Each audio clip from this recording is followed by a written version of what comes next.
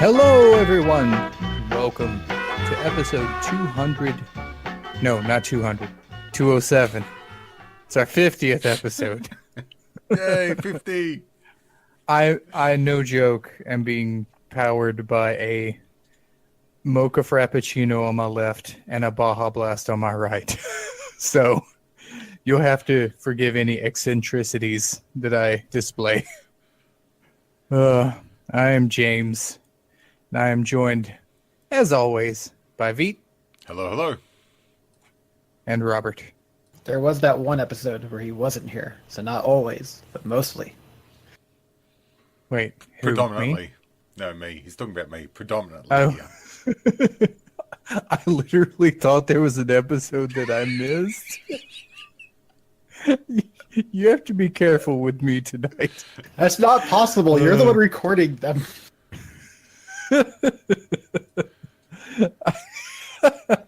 Wow, what a great start. I totally didn't just get off work. Oh, It's man. like you're a zombie or something. Mm-hmm. Oh, man. I did that. I went there. So, Veet, how have you been? Been good. Been to see a movie, which I'm sure we'll talk about here shortly. So I'll give my 2 cents worth a little later. Finally delved into watching a TV show that everybody's been raving on about for a number of years now, but Claire and I finally sat down to watch the first episode.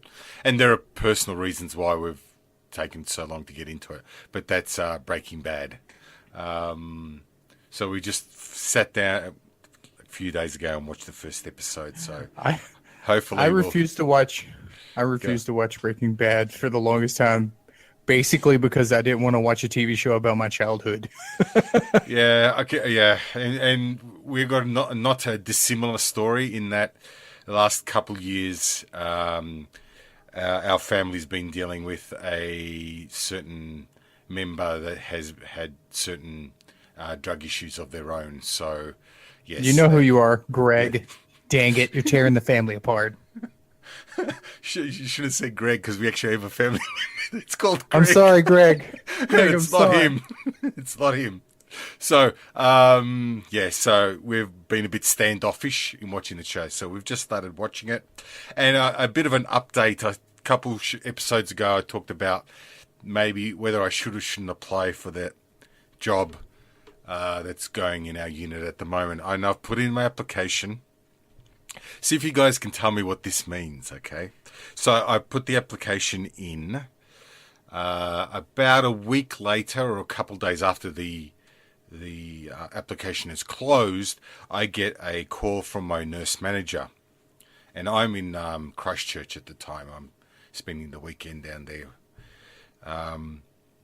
and interestingly enough, the phone rings. I grab my phone. I see it's the work number, and my brain instantly snaps into work mode. And I answered the phone as if I picked up the phone like I was at work. And it threw her off, it threw me off, and I had to apologize and said, no, I just saw the work number and I just instantly went there. No, I'm not at work. And she went on to say she received my application. She proceeded to ask me a couple questions. I think she's a little concerned that I've been doing my current position for less than a year, and she was a bit worried about how my other colleagues might take that. But you could tell as she's asking me these questions, she's flicking through my resume, or CV as we call it this part of the world, and she goes, "Well, you do have a lot of experience." And I go, "Yes, I have been around a bit," and so she proceeded to ask me a couple of questions, and she said, "Well, I'm going away for 10 days, 10 days leave. I've decided I'm going to extend the application for another week, and I didn't want you to be concerned that we've extended the process." She goes, you've been shortlisted and you will get an interview. And I'm curious as to, did they not get enough applications in the first place? Am I the only person that applied? Because if you've got enough applications, you're not going to extend the application time, are you? I can tell you right now, she's going on this 10-day leave to think about giving you the job, because it's the reason she mentioned you getting your previous promotion. They don't want it to look like favoritism, but you're probably who they want. Like, it's one of those things. It's like, do we want to risk someone else like making someone mad, or like, do we really want to get Veet in there? True, because one of the questions she asked me was, how does she feel some of my colleagues in the current position? See, the current position I'm in has a total of 9 people. And she wanted to know how they would feel if I was given the job. And I said, honestly, I think there would be a couple of people who would be a little annoyed that I got given the job. But in having said that, there's also been a couple of people in that role that have specifically approached me and sort of encouraged me quite highly to apply. And ultimately, that was the reason why I did decide to apply. So I'm very curious to see how this plays out. Well, here's the thing: like, anybody who would be like, you're always going to have someone, like, even if it's not even in their department, they hear someone gets a promotion, they're gonna be like, oh, where's mine? What me? Yeah. So like, you're always going to have that. But I'm a person that's like, I think the person who has the skills should get the job. Yeah. Well. And if you have the skills, you should get the job. Well, I have no doubt that I can do the job. It'll be a bit of a huge learning curve, no doubt, but we'll have to wait and see. Unfortunately, she came back from her vacation with a busted leg, so I think she took a couple extra days off.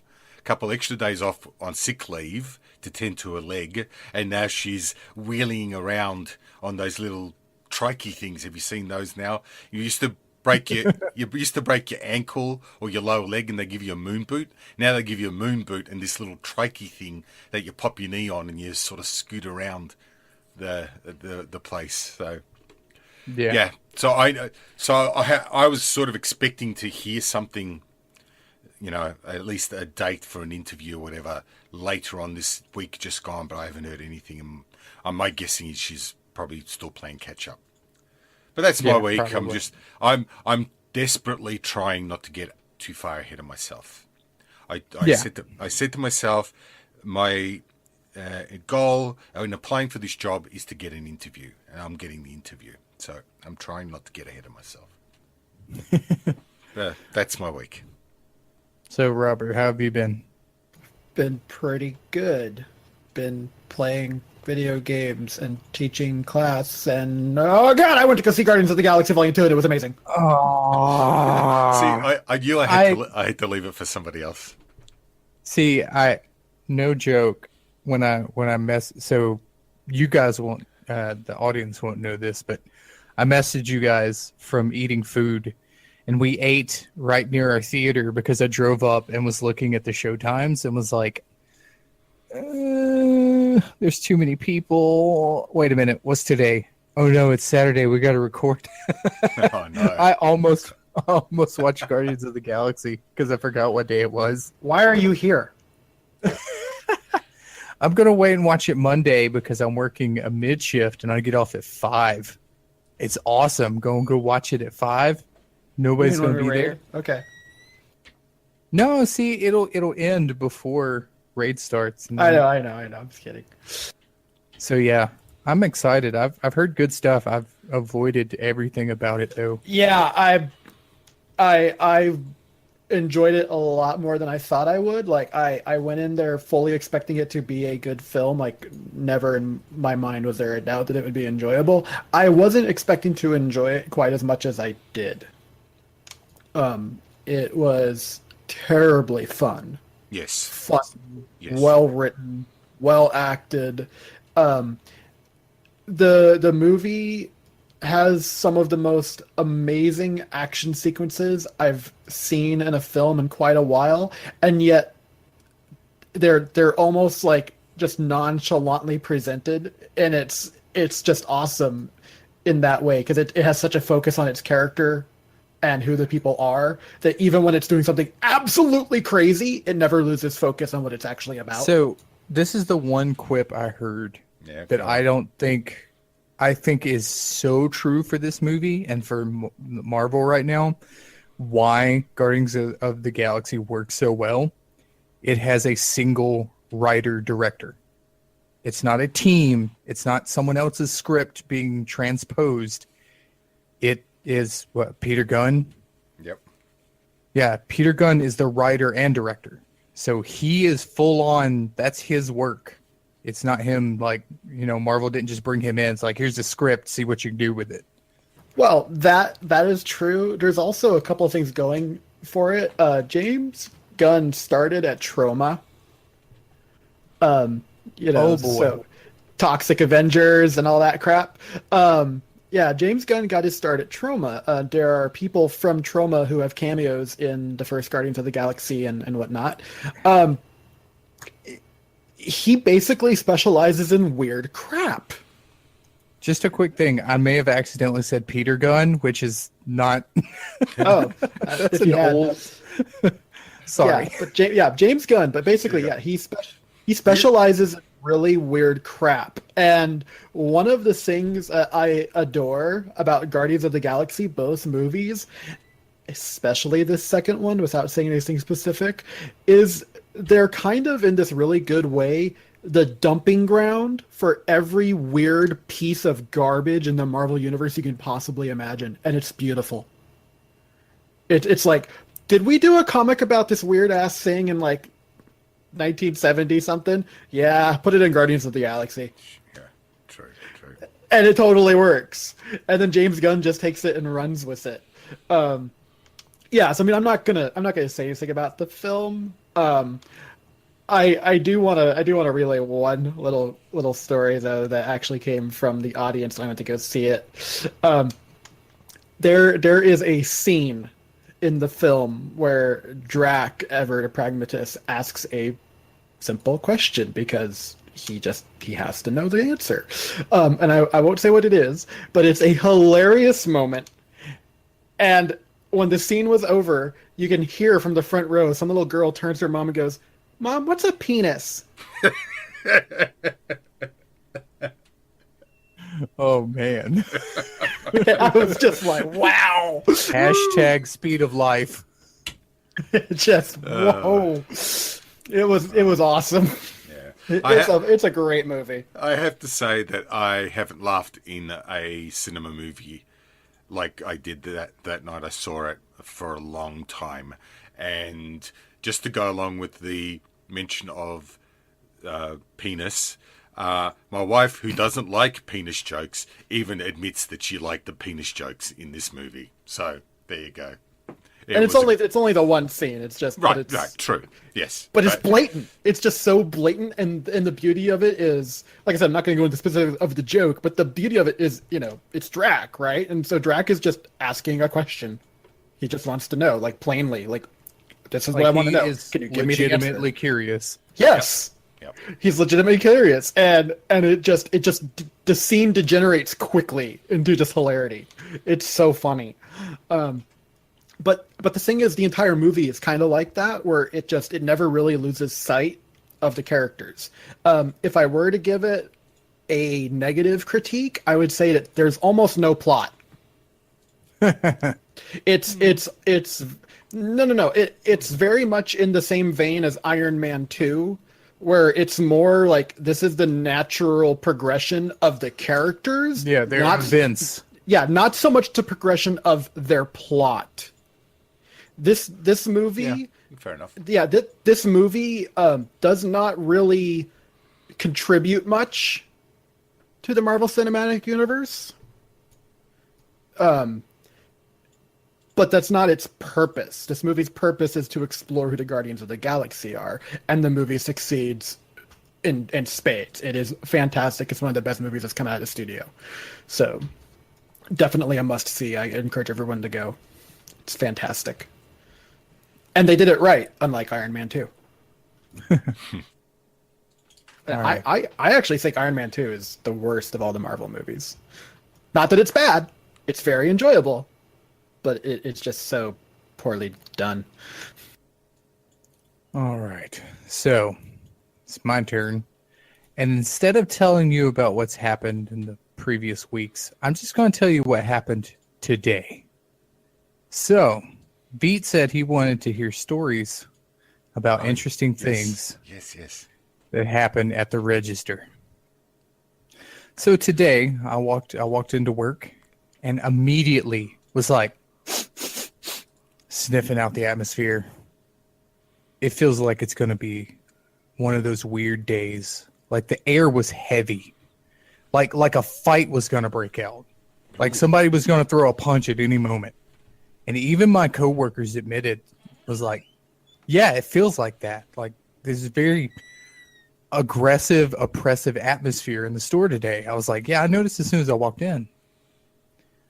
I walk in, my manager's in the office, the store manager turns to a shift manager and goes, hey, look at this application.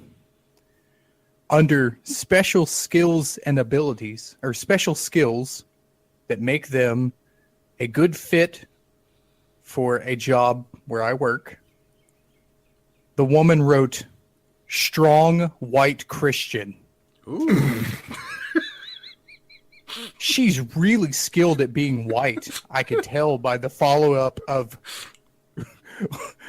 female Christian, strong female, white female Christian. And he was like, really? I was like, yep, that's her skills, man. Don't you know how hard it is to practice being white and female and Christian? Okay. So, out of the gate, that's our litmus test. That's the bar we've set for today. My first customer, okay? So I'm out on the floor. I'm working, cleaning. Over the walkie comes, James, we've had to open up your register. I approach my register. There's two women standing, getting groceries out of a buggy, putting them on the conveyor. There's another woman further back at the end of the conveyor, putting up her groceries. She has a divider between the two purchases. The two women together, and then hers. I pick up my closed sign. I have a little orange closed sign that goes across my register conveyor. Mm-hmm. It blocks a sensor that allows the conveyor to automatically move when there's nothing within reach of me. The groceries move 3 inches. One of the women closest to me immediately spins on the woman behind her. You will stop putting your groceries on the conveyor while we're trying to check out. Ooh. I'm like, the what? I did that. Not her. And this woman just looks at the two women and she's like, I don't even talk to my children that way. What makes you think you can talk to me like that? Like, it's on. Like, and I look at the two women and then my gaze falls down from the one woman who hasn't said anything, her face. I see it says United States Marine Corps. These are military wives. I was like, really? You got to assert your dominance here? Couldn't save that for Fallujah or something? Just gotta flip out PTSD all over this woman trying to buy groceries. And I was like, okay, that's the day today. Okay, cool. The woman who got yelled at comes up and I'm like, ma'am, you need to ignore them. Don't let them ruin your day. You're better than this. You did nothing wrong. They should have yelled at me because even if they're cussing me in the face, I'm still getting paid. So she's like, okay, thank you. I appreciate you. I was like, yes, ma'am. You don't worry about it. Next customer drops an energy drink, immediately picks it up, points it at me, and it sprays all in my face. Oh, no. We're 3 for 3, guys. It's a good day. It's a good day to be a grocer. And then, you want the piece de resistance? Go on. You want the cherry on this crap sundae? I check a 70-year-old woman out at the register. As she's going to leave, she turns to me. My coworker pushes a buggy up to me because she had pushed the lady had pushed it out of reach. I said, "Thank you." She spins and turns and looks at me, and in a low voice goes, "You know, I just have a feeling. And when I have these feelings, I need to say them because they come true. I can tell that you and your coworker are really good friends, and I do believe that there's a future ahead of you of a long lifetime as soulmates." Ooh. I held up my ring and I said, "I think my wife would object to that." Without blinking, the woman goes, "You never know."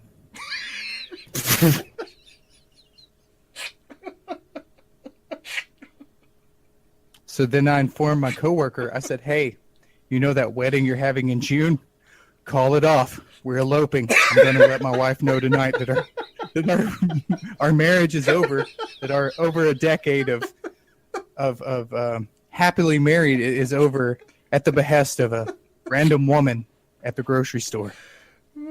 Boy. And she was like, "Oh, good. Now I don't have to be anxious about my wedding. I'll see, it's already working out." Yep. There you go. Wonderful. That's a single day in my life.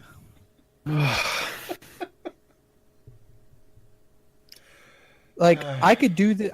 I could make an entire show. I've been thinking about making a blog about just the stuff that happens in a grocery store. One of my first days on the job, I had a man walk up to me in a dress. Beautiful. Like this guy is probably in his 50s, close to 60. Gorgeous long hair. Like this guy could be in Guns N' Roses or like any 70s metal band. Just amazing hair. Wearing this killer cocktail dress. "Hey. Hello, sir. You need any help with anything? Did I tell you about my colon?" No. "No, sir. I don't believe you've told me about your colon." "Yeah, I got the doctor to look at it." Yes, sir. Do you need anything?" "Yeah, I need my colon looked at." "Well, sir, I can't do that for you.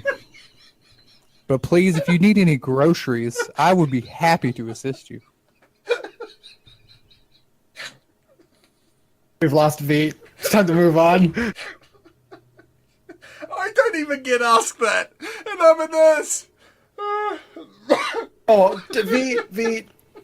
The best part about this is like he's only just started this job. I'm waiting for the stories to come when he's got some miles under his feet.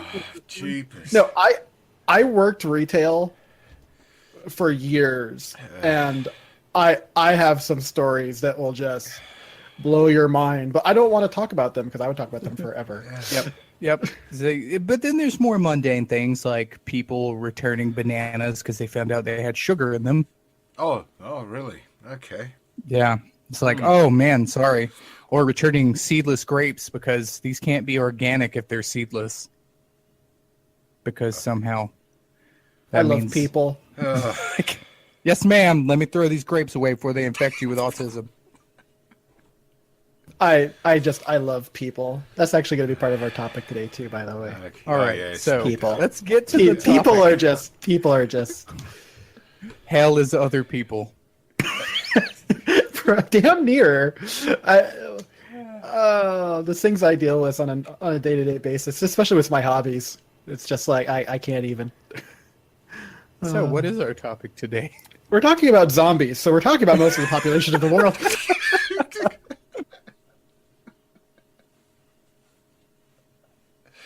Oh, boy. I know. Can the intro song to this episode be "Zombie" by the Cranberries? Sure. Let's do that. I wanted Blue Rats from Shaun of the Dead, but whatever. Sure, that's fine. I just zombies. It's like we haven't even changed topics. No. Okay, so zombies. Yeah, we're talking basically about zombies as a concept, a genre, and a creative device, if you will. Nothing very particular today, which is going to be a little different from what we usually do, because usually we're like honed in on some sort of like movie or a series or something. And no, I'm just talking about zombies. Zombies in the general. Um, I am a huge fan of zombies. Like there's no getting past this. I've always enjoyed zombies. And I think a lot of that has to deal with the fact that they fulfill the need for guilt-free extermination combat in a video game. Not 'Cause just you- in a video game, just literature, movies. Like, Right, but I'm saying for me personally, like where it came from was in video games. It was like, here's this thing you can kill, and there's absolutely zero remorse because it was already dead. Right, like there's not even a sentience for you to feel awful about. Like, because I'm one of those people. Like, even when I'm in an extermination war against some sort of like alien entity, I'm just kind of like, where are they coming from in this? Like, why are they after me? Why, that kind of thing. Sometimes there's good answers to that, and sometimes it actually makes me want to kill them more. But in the case of the zombie, it's like, well, I guess I gotta kill it because, yeah, I mean, there's really no other box to check on this list. And as far as like what do, I mean, it's in most situations, it's a reanimated corpse that's only desire is to consume the flesh of any living entity it can come across. It has no thought process. It's not even an animal. It is just pure instinctually driven to just consume. So you're just like, I should kill it. It seems like a threat. It seems unnatural. And in that way, they're fantastic fodder, as James mentioned, for pretty much anything. Video games, books, movies, you name it. If you need something that you can just wipe out en masse and just not feel bad about it, zombies are the way to go. And there are many kinds of zombies also. It runs quite the gamut. There are what have become the traditional zombies, although this was not the case. It's not how they started. But what has become the traditional zombie is the aforementioned reanimated corpse that comes back to life after being killed with some sort of infection, typically. or a meteor. Something. Yeah. And we are going to talk about Slither.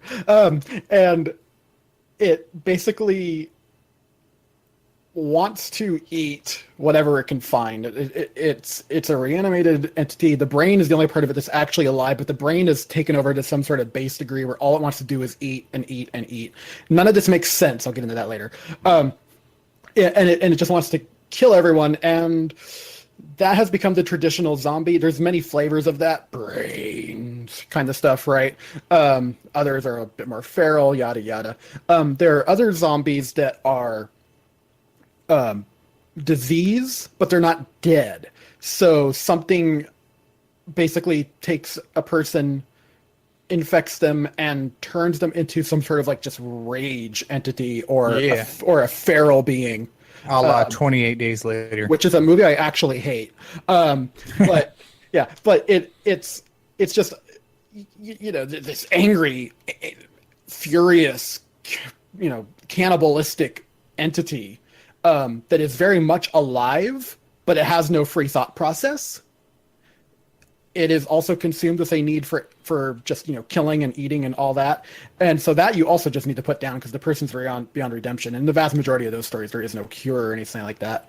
And, typically this is associated with an apocalypse of some kind that destabilizes all of society and whatever.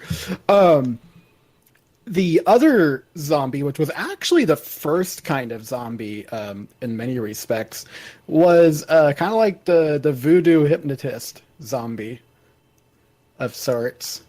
And even then, some of those were reanimated, but they were magical. They were under somebody's spell. Like, we kill this person and we bring back their corpse to basically do menial labor of some sort or whatever. It gets a little weird. It's very strange. But yeah, I mean, that's kind of what the zombies are. They're just, for the most part, they're people. Not always, but for the most part, they're people, and there's some sort of infection and a disease, and it's the apocalypse, and all around it's fun stuff. The main thing about zombies, though, is for whatever reason, the genre, when it's good, has always focused more on who the survivors are and what it does to them to be in that world. Like that's when zombie stories are good. And most of them are actually intelligent enough to follow that course of storytelling. It's actually, for the most part, an intelligent genre, if you will. Like, even when it's being comedic, it's very smart in how it's portraying the character and the setting and the stories. Again, when it's being done well. The really bad zombie stories, and you know almost immediately that they're bad, are the ones that just, there's no deeper meaning to this. It's like, oh, things are coming back to life, and this is not entertaining at all. So, I guess just before I rush forward with this, James, your take on zombies, please. See, I've always liked the idea of zombies. I like, no joke, we would go on trips with band, and I would print out like the script, like a George Romero script, and just sit and read it while we drove on the bus. And me and my friend, we would sit and we would say the parts back and forth. Like, we would have Day of the Dead, and then we would just, go over the script while we were riding on the bus. Like, loved arcade games like House of the Dead. Like, loved dumping quarters into that, shooting zombies, blowing their body parts off. Like, the first game I ever got for PlayStation was Resident Evil. And I remember it was for Christmas, and I didn't sleep, not from excitement over Christmas, but from terror caused by Resident Evil. Like, and like, zombies is one of those things that's like ever present, but it's nothing it's not like a fanaticism for it. It's just, I didn't realize how much of my youth was spent dealing with zombies. Like, thinking about this topic, there was like, we sat at lunch one day in high school, and we were like talking about, like, all right, no joke, if zombies were real and I got bitten, like, we would ask each other, like, could you kill me? Like, could you bring yourself to do it? Like, look me in the face. And they came to the conclusion that I was so on board with murdering them that in a real life zombie situation, they would have to be worried if they got a scratch around me. I'd be like, where'd you get that scratch? How long have you had that? Where'd you get that from? And they'd be like, calm down. I haven't turned. I haven't been bitten. So I've always apparently have had some kind of weird fascination with zombies without actively realizing it. Okay. Veet, how about you? For me, zombies is actually quite a new element that's come into sort of my enjoyment of pop culture. Because I think at some point, I couldn't tell you where that is, zombies changed from just being a horror movie, and we know where I stand with, watching and enjoying horror movies, sort of came from being a only seen in horror movies and being horror movie fodder to, at some point, it switched over to being more mainstream in sort of movies and TV series. And that for me has been relative, and I mean really relatively recent, with sort of Game of Thrones, with World War Z, and that sort of thing, where they've changed over from being just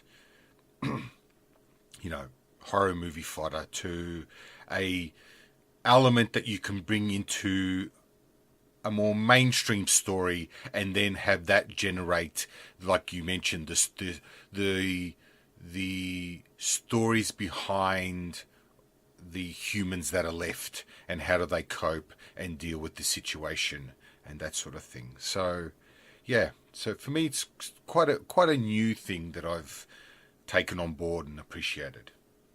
I will say this, like, as much as I enjoyed it in my childhood, once I became an adult, like it there's been this phase where we're almost inundated with zombie everything, True. like to the point that Pride, Prejudice, and zombies exists. I just yeah. Like the idea of zombies as a exploitable thing just started to collapse on itself. Like the most beloved Call of Duty update is Call of Duty Zombie Warfare. Like zombies. Like they always have to add a zombie mode. Like there's always has to be some zombies. Like the best game Rockstar ever made was Red Dead Redemption. Their expansion pack was Red Dead Redemption Zombies. Like they just added zombies to the world. It's like, what? Why? Because zombies. Oh yeah, it can totally be overdone, just as anything else can be overdone. You know, I don't hold that against the genre itself.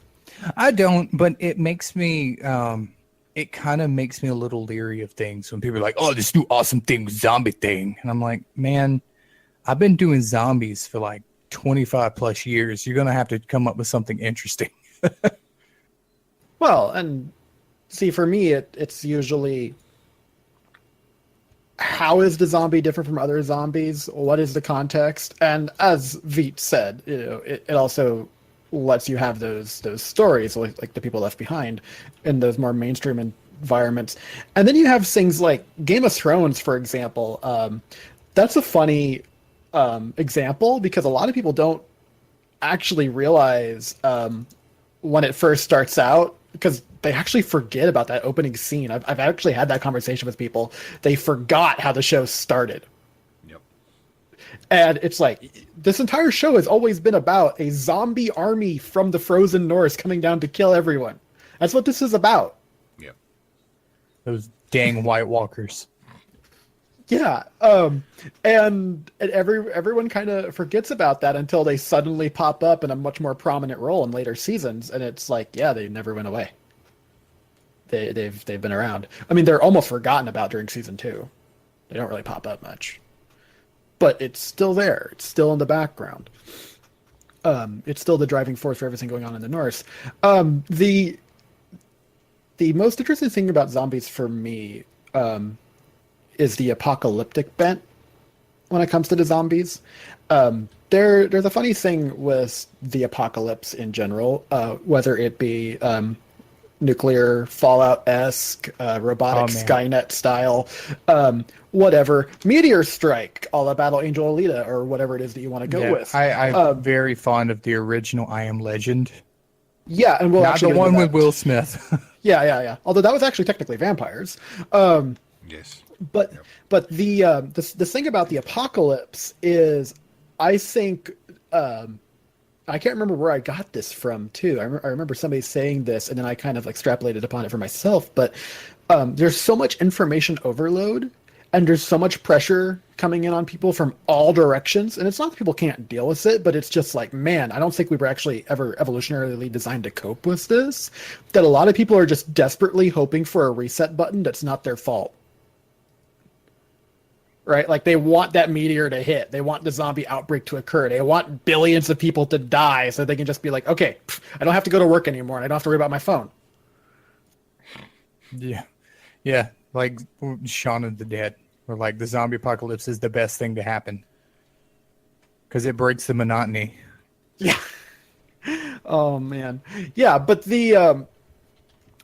but there is that aspect of it where it just kind of captures us in a sort of fascination because it is the end. But where I find the zombie apocalypse to be more interesting from the other apocalypses is the other apocalypses are an event that changes the status quo. But then the event is over. And you just kind of adjust and have to live a different type of lifestyle.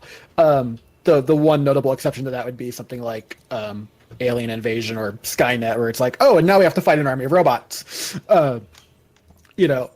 In that way, the Terminator scenario is actually very similar to the zombie apocalypse scenario, because once the civilization ending event occurs, the zombie outbreak, the threat doesn't stop.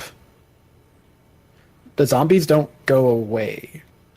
The zombies persist, and the zombies threaten you, and you have to constantly deal with it. You have to constantly adjust to it, and you have to, at all times, be on your guard.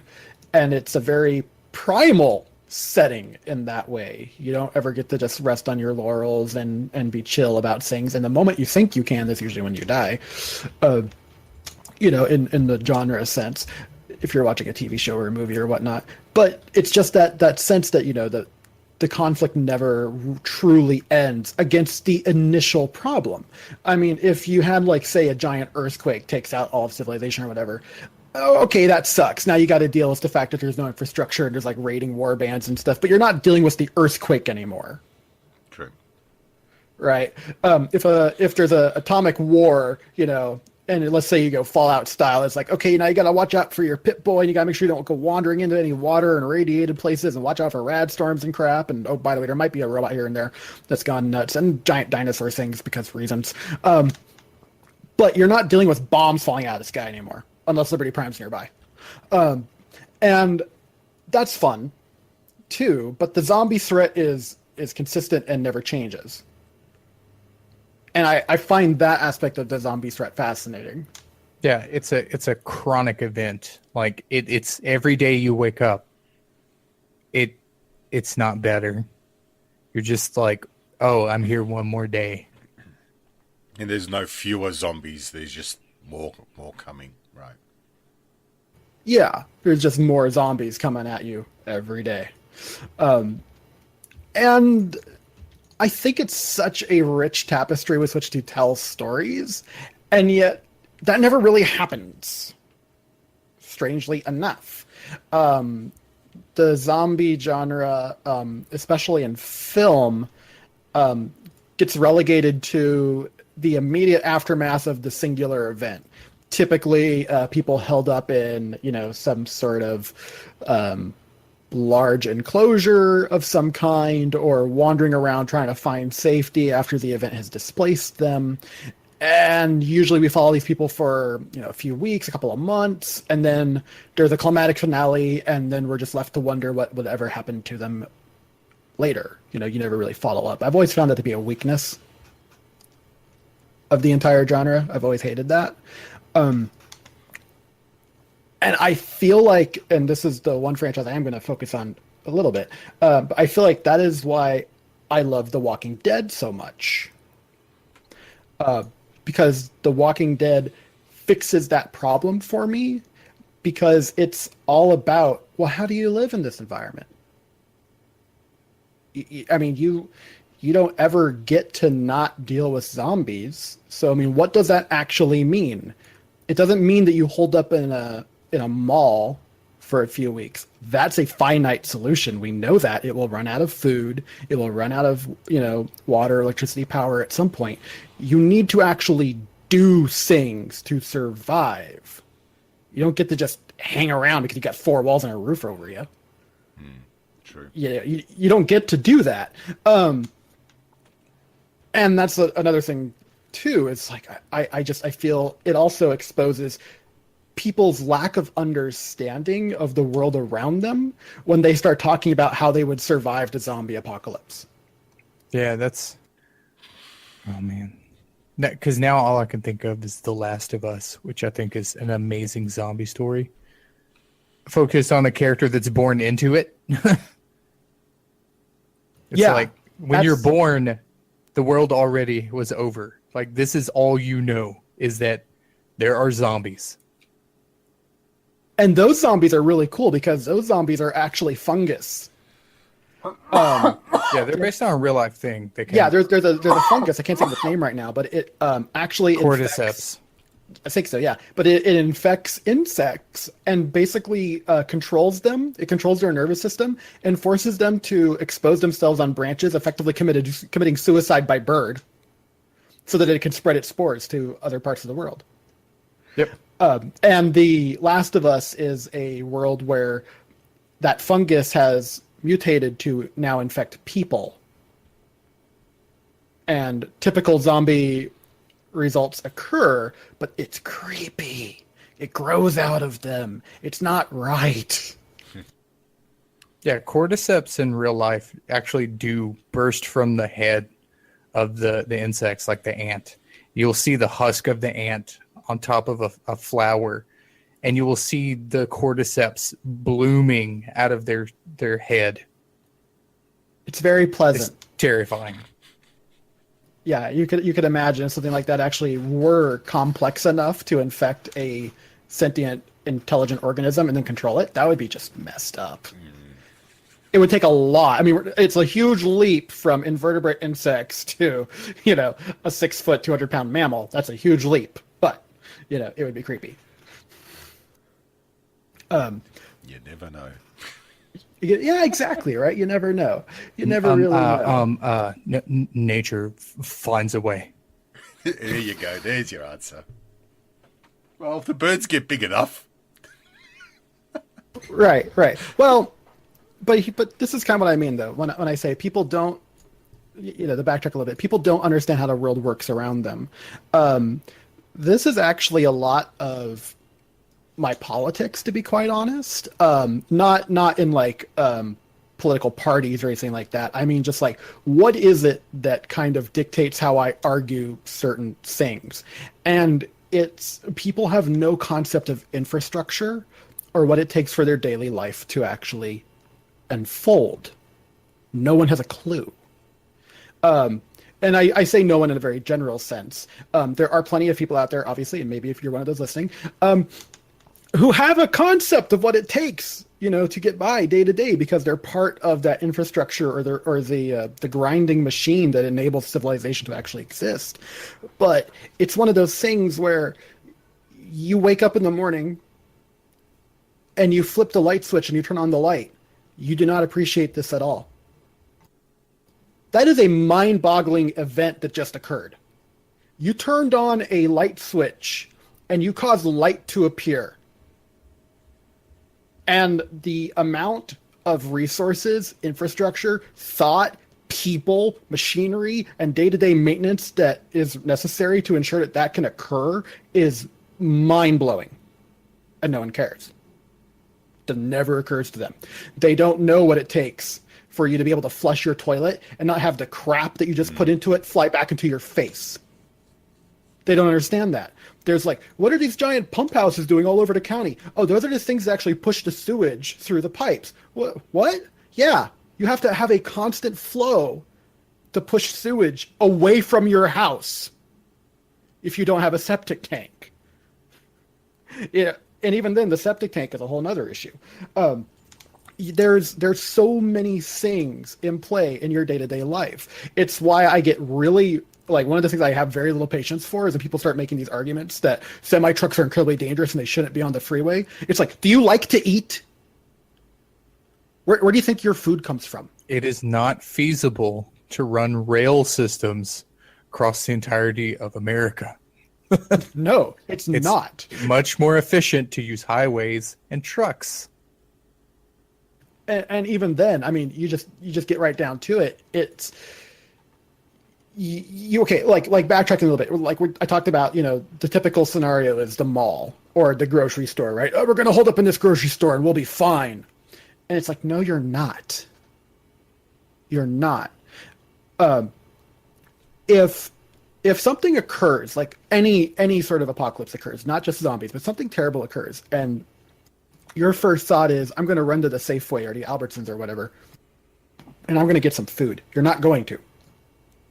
Unless you're willing to literally kill people for it. Because one of the things people do not appreciate is that there's only about a day and a half to 2 days worth of food in that grocery store. And people go, that's not possible. There's so much food in there. Yes, and they stock it every day, and thousands of people visit that store every day. Just because you went in there for half an hour to an hour and picked up a few things and brought it home doesn't mean that it's a magical place where the shelves are always full. Right. And yet people think that they can just go and there will magically be food there. There are most likely people out there who will die of dehydration, never knowing that there is clean water in the water heater in their garage or something. Right, because it doesn't occur to them. They don't know. They don't think about it. And so you get these stories of the zombie apocalypse, as I was mentioning, where people basically run to what would be a solution in your mind, but it would never actually work. Right? You're not going to hold up in these places. They don't have enough food or materials to actually last you. They're not going to actually work because you're assuming that there will be electricity. You're assuming that there will be water. One of the things about like the Walking Dead TV show that drives me crazy is when they go to some abandoned house and they turn on the faucet and water runs out of it. And it's like the zombie apocalypse has been on for like 2.5 years or whatever by this point. There's no way that water's running. There's just no way. But it never occurs to the people that are writing it. Because you turn on the faucet, water comes out of it. What's there to think about? You know, it's just a little thing for me. It's a little thing, but it's that kind of thing where if there was a societal collapse of some sort, just asking people like, how would you survive the zombie apocalypse question, even though it's in fun and you just kind of like, you get their answer. If you press them for seriousness, like what would you do? How would you deal with it? How would you cope? And then you start to like actually pick it apart. These people have no idea how to keep themselves alive because they've never considered it. They've never thought about it. And your first answer isn't start growing tomatoes. You're on the wrong foot. Oh yeah. Well, you know what I actually love doing with students, because you know I do substitute teaching. One of my favorite things is like, for some reason, especially when The Walking Dead first come out, kids are always talking about the zombie apocalypse. For whatever reason, this is a constant. All right. If I'm subbing in an art room, it doesn't matter what school I go to. People are talking about the zombie apocalypse, and the kids are always talking about how they'll survive it. And I would always jump in there and I go, so, what are the details of your apocalypse? And they're like, okay, well, blah, blah, blah, blah, blah. I go, is the infection in the blood? Is it transferred by a bite and all that stuff? We're like, yeah, it's in the blood. Okay, so it's in the blood, right? And they're like, yes. I'm like, all right, so what's your gear? What do you have on you? And then they go through the list, and I go, well, you're all dead. And they're like, I don't understand. Why am I dead? Because you don't have what you need. And they're like, well, I have everything. I have this and this. I'm like, yeah, but you didn't bring mosquito repellent. You're screwed. Yep.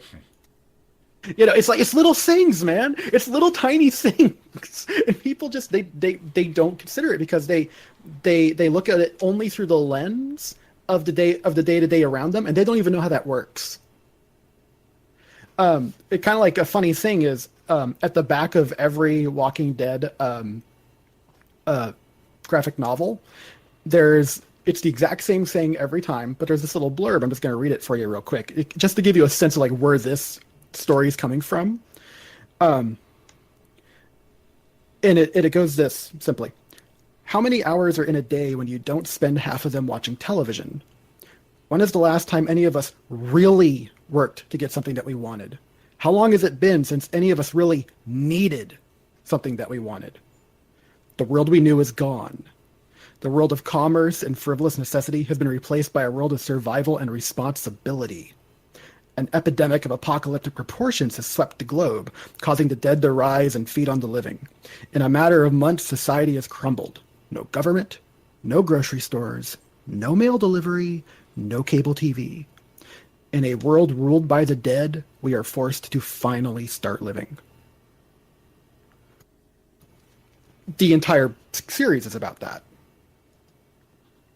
How these people actually interact with one another, the decisions they have to make, where do they get their stuff? How do they keep their stuff? What happens when they meet another group of people who don't know how to get or make stuff, and then see that they have the things that they actually want/need?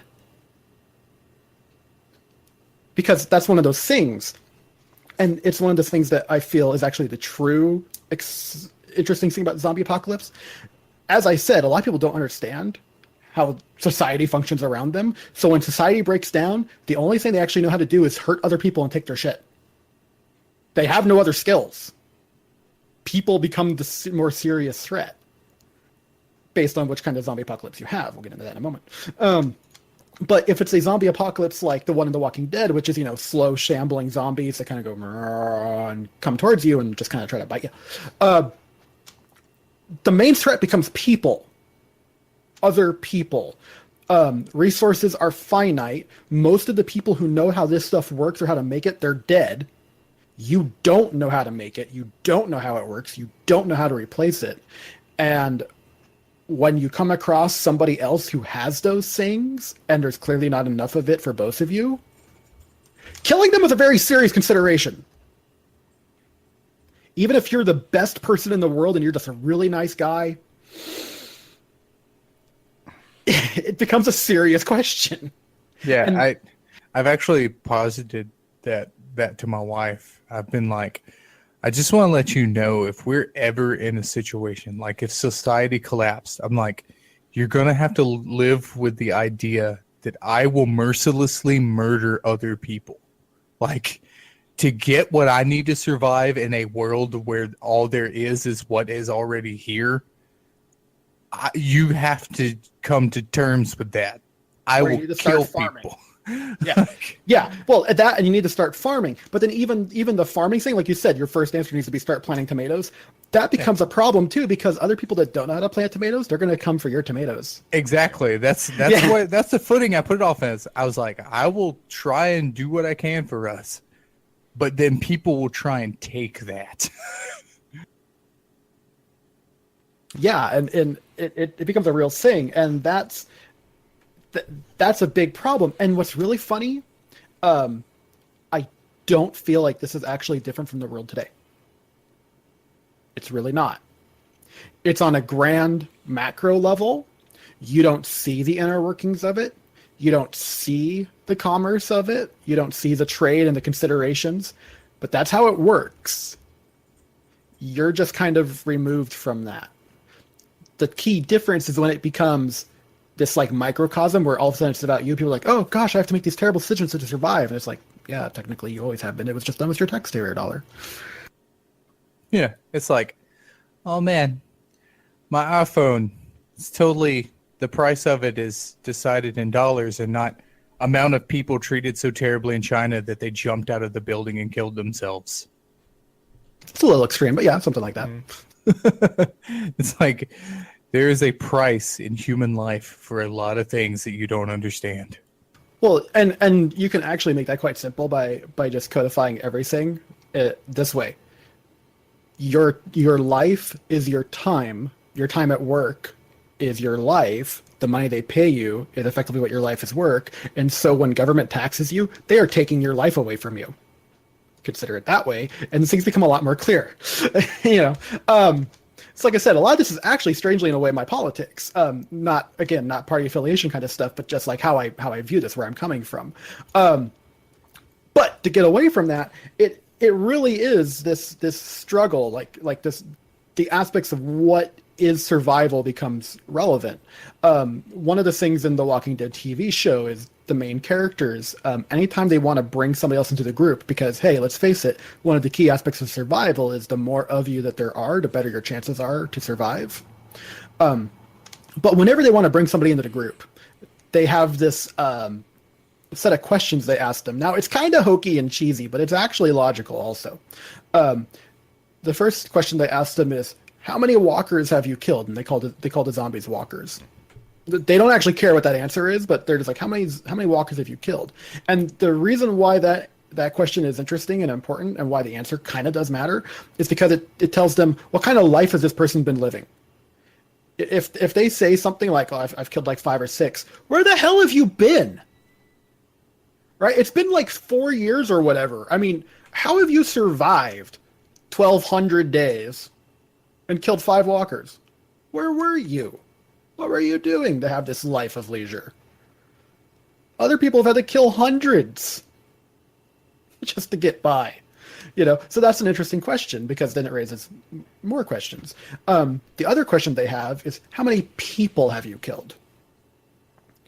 Again, this answer isn't it's not very important actually, but it's like, well, have you killed one person? 12, 3, 4, what's the deal? The good guys, these are the good guys, mind you. They are good people. The good guys in The Walking Dead have killed dozens of people. So it's a relevant question. And then the third question is, why? Why did you kill them? That's the one that matters. Were they trying to take your stuff? You're trying to take their stuff.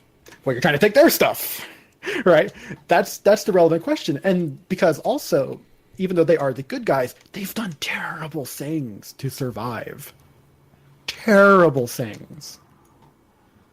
They've also fought against terrible people, you know, and it just gets into that kind of like, you know, what is your cost for survival? You know, and like I said, I really don't think this is much different from the day to day. It's just that some of us are fortunate enough to be removed from it. I mean, like if you want to look at countries as tribes, you can say that you live in a, you know, you have the strongest tribe or you're allied with one of the strongest tribes or what have you, and things are working out for you as a result. I wake up every day and my first question is, you know, what video game am I going to play today? Either now or when I get home from work. Right? I mean, I have that luxury. My questions when I wake up in the morning are not, where's my food coming from? Where's my water coming from? Am I going to get shot at today? Is there going to be a bomb go off in a car next to me? You know, that doesn't cross my mind. But it is for somebody else. It's for, you know, that is a reality somewhere. And all that the zombie apocalypse really does is it just brings that reality home to everyone. Because now all of a sudden, shit got real. In a fictional sense. Yeah, so it gets really, really dicey. And it forces some very serious questions. And that's where I think the genre is at its best, is when it's actually forcing you to ask those questions. Now, I mean, some people criticize The Walking Dead for meandering and not really having much of a plot. I actually agree with this. It doesn't have much of a plot, but that's because the plot is what happens after zombie apocalypse. You know, you just watch these people live their lives on a day-to-day basis at that point, and it's not always fun. Yeah, the natural progression of the plot isn't, ooh, when does it get better? No, it's like, how long does it take before they're all dead? Before everyone is dead? Or do they ever get to a place where they're able to just stabilize? Right? And then they actually have, on multiple occasions in the story and the plot, they have stabilized on multiple occasions. Like, they were able to set up one of the most famous moments from the comics, and it lasts for many, many issues, is when they take over a prison. The prison was abandoned. It was full of zombies, and they killed the zombies and took the prison. It has walls, concrete fortifications.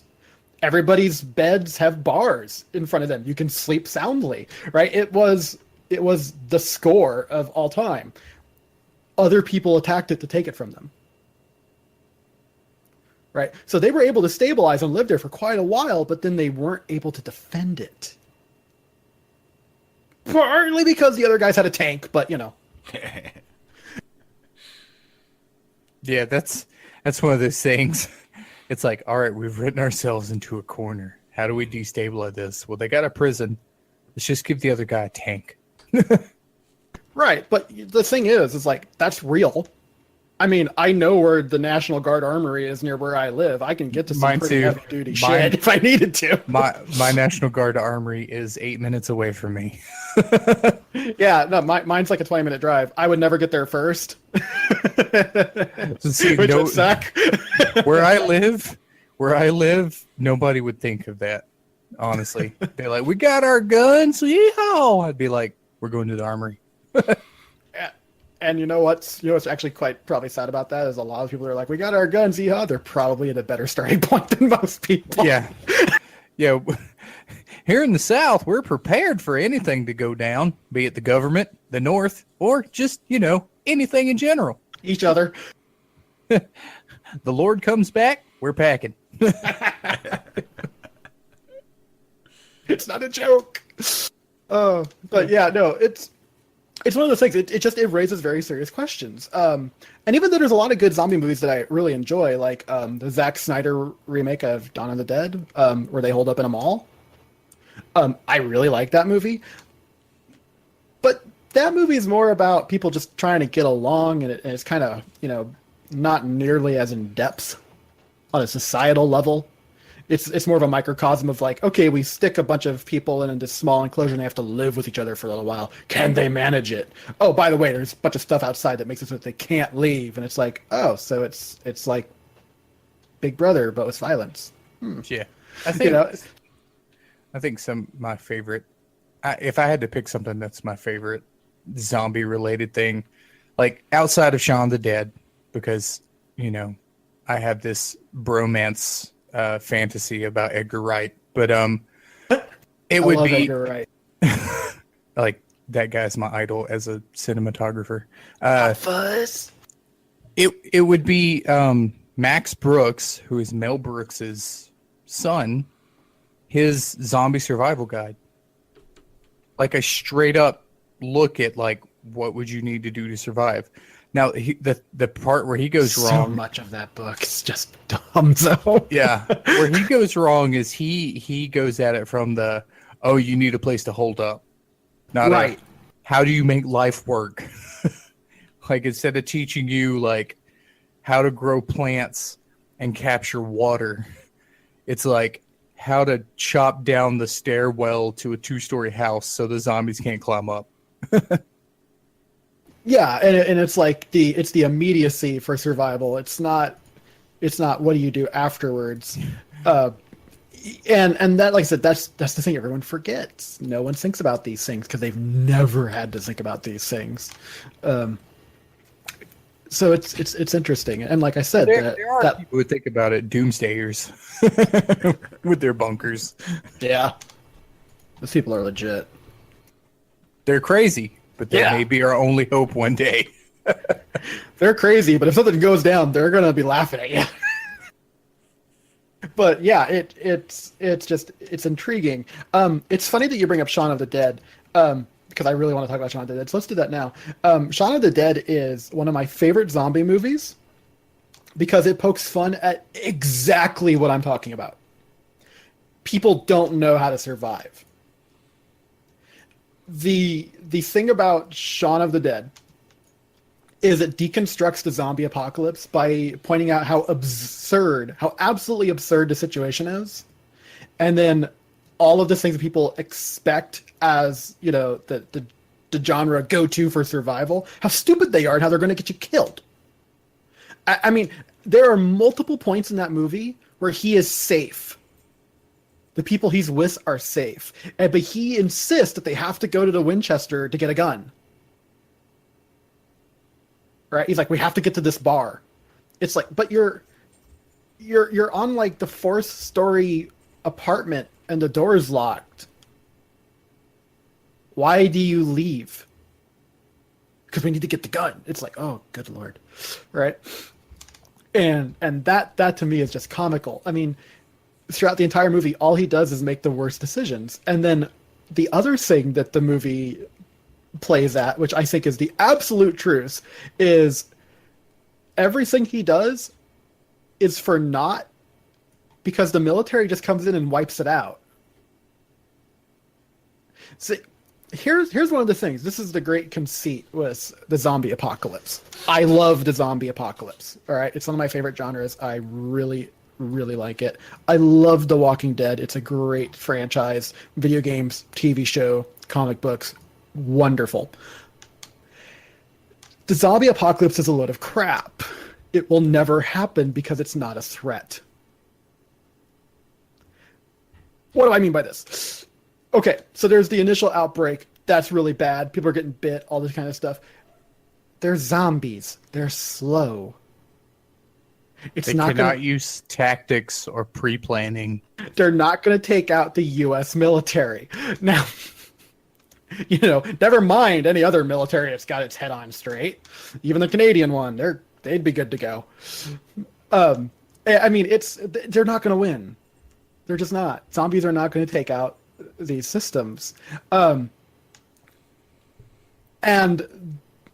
you watch these other shows where you've got like the small group of survivors who survives kicking ass and taking out zombies left, right, and center. It's like, okay, so why can't the guys with Moabs do that?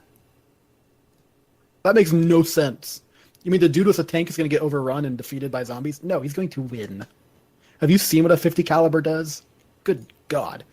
I mean, it's not even a joke. I mean, like there's no way. Absolutely no way. Now, napalm in area. Yeah. GG. Now, you mentioned Max Brooks. Max Brooks wrote World War Z, which Veet mentioned. I liked that movie, by the way. I thought it was fun. Max Brooks wrote this book called World War Z. And World War Z describes the fall of many governments and societies from a worldwide zombie outbreak. And he details several of the major battles, including the Battle of Yonkers and New York and all this stuff. And so many of the reasons that he gives for the zombies winning are just, frankly, flat out retarded. Like, it's not feasible. It's lame. It's so bad. He doesn't take into account things like four-man squad tactics or anything like that. They're like, the zombies would come from the flanks. And it's like, you think they're not watching that? The zombies are everywhere. You think they wouldn't account for that? They have aerial surveillance drones and other things. Well, the U.S. military uses these weapons that just, they shoot at the body and it doesn't stop the zombie. I'm like, you know what the kinetic velocity of these bullets does to somebody, right? Not even barring military boots on the ground, we have Navy. They could sit on the ocean and just devastate an entire continent, and just be like, "All right, let's give about a week for the massive fires and weather system disturbances caused by all the fire in the air, and then we'll go back and it'll be fine." Yeah, and that's the other thing too. The zombie apocalypse lasts 2 weeks tops. And why I say that is because now they have to be non-magical zombies. I'll concede this. But if they are, seriously, that's a serious consideration. Now, biological zombie. Hey, don't laugh at me. Now, if it's a serious biological, like this is based in reality as much as possible, like you basically concede the zombie apocalypse is being caused by something that when you die, reanimates the brain and brings you back, and you go for it. Okay. Assuming that they're dead or whatever, joints don't just keep going like that. The body would decay and fall apart. Yeah. I mean, if you're talking about like the actual dead cadaver, rotting corpse zombie, okay, it's going to fall apart. Well, see, the problem with people's idea of what a dead body looks like is all influenced by modern embalming techniques that keep the body around. Yeah. Like a body without any of that influence, just nature going at it hardcore on a dead body, it gets gross pretty quick. Like you start to turn into a gooey Capri Sun, and then you kind of slow off, and then there's bones. Yeah, pretty much. That's fairly accurate. And also, you got to realize the hand is not just an independent item that moves without, a forearm, a bicep, a shoulder, blood pumping through it. I mean, these are actual mechanical things. Pulleys and levers. Yes, they are mechanical things that actually have to function mechanically. They don't just get to move because you will it so. Otherwise people wouldn't have crippled limbs, sorry to say. But, somehow it's like, oh, it's a zombie, that doesn't matter anymore. It's like, what? What do you mean? It can just walk now because it reasons? That's so weird. It's like, I shot it in the leg, I cracked its femur. It's still coming. No, it stopped. It's done. It fell fallen over. Right. This is no longer a threat to you.